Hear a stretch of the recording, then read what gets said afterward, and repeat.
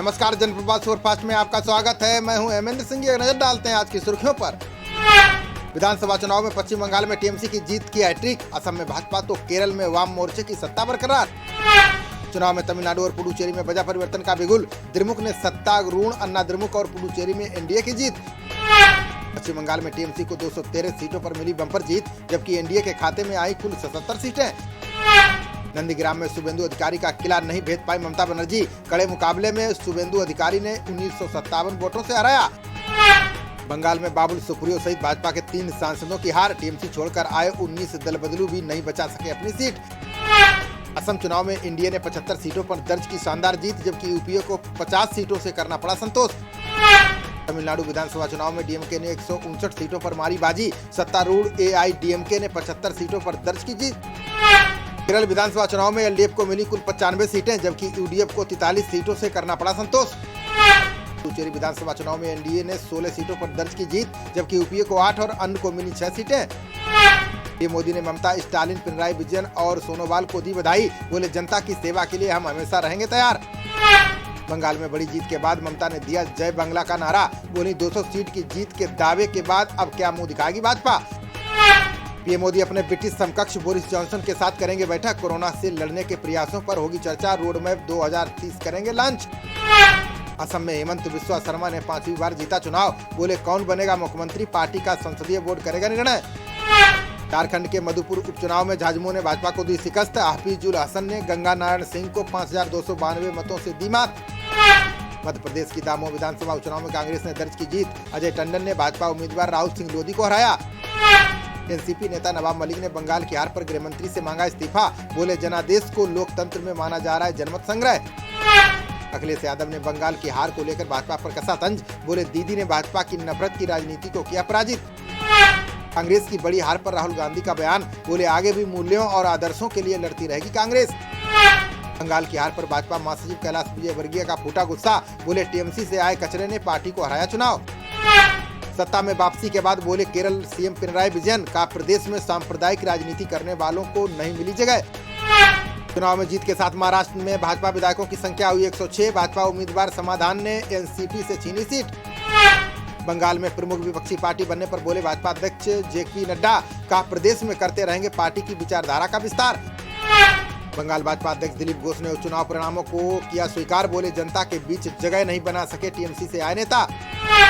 उपचुनाव में जीत के बाद गुजरात में भाजपा विधायकों की संख्या हुई 112, हार के बाद अब कांग्रेस के पास बची हैं केवल 65 सीटें। पहली बार मुख्यमंत्री बनने जा रहे हैं एमके स्टालिन ने जनता को दिया धन्यवाद, बोले बिना किसी भेदभाव के हर क्षेत्र का करेंगे विकास।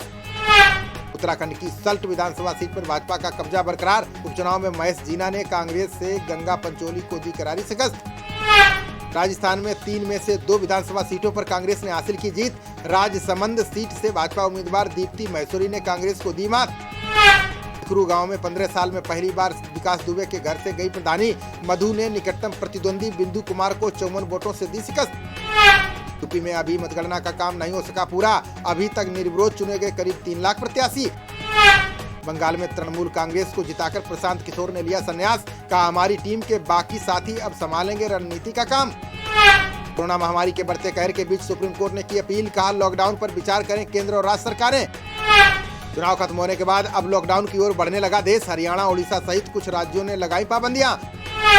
राष्ट्रीय टास्क फोर्स ने की तत्काल लॉकडाउन लगाने की सिफारिश, कहा 12 राज्यों में संक्रमण की स्थिति सबसे ज्यादा गंभीर। 13 विपक्षी पार्टियों के नेताओं ने केंद्र सरकार को लिखा पत्र, कहा देश के सभी लोगों को मुफ्त लगाया जाए टीका। देश में कोरोना के मामलों में फिलहाल नहीं मिलती दिख रही है राहत, बीते 24 घंटे में 3,70,000 मिले नए केस, 3417 की गई जान। देश में संक्रमितों का आंकड़ा 1,99,25,000 के पार, जबकि अभी तक 2,18,959 लोगों की जा चुकी है जान। कोरोना के चलते यूपी में अंतर्राष्ट्रीय बस सेवा की गई स्थगित, अगले 15 दिन तक प्रदेश के अंदर ही चलेंगी रोडवेज बसें। राजस्थान सीएम अशोक गहलोत ने अधिकारियों को दिए सख्त निर्देश, बोले जीवन बचाने के लिए सख्ती से लागू करें महामारी रेड अलर्ट कर्फ्यू। भोपाल में सरकारी आंकड़ों में कोरोना से सिर्फ 109 लोगों की गई जान, जबकि शमशान घाट के आंकड़ों में अप्रैल में हुए 2500 अंतिम संस्कार। दिल्ली के उपराज्यपाल ने ऑक्सीजन की कमी पर मांगी कार्य योजना, बोले प्रदेश में बिस्तरों और दवाओं की कमी से बढ़ी चिंताएं।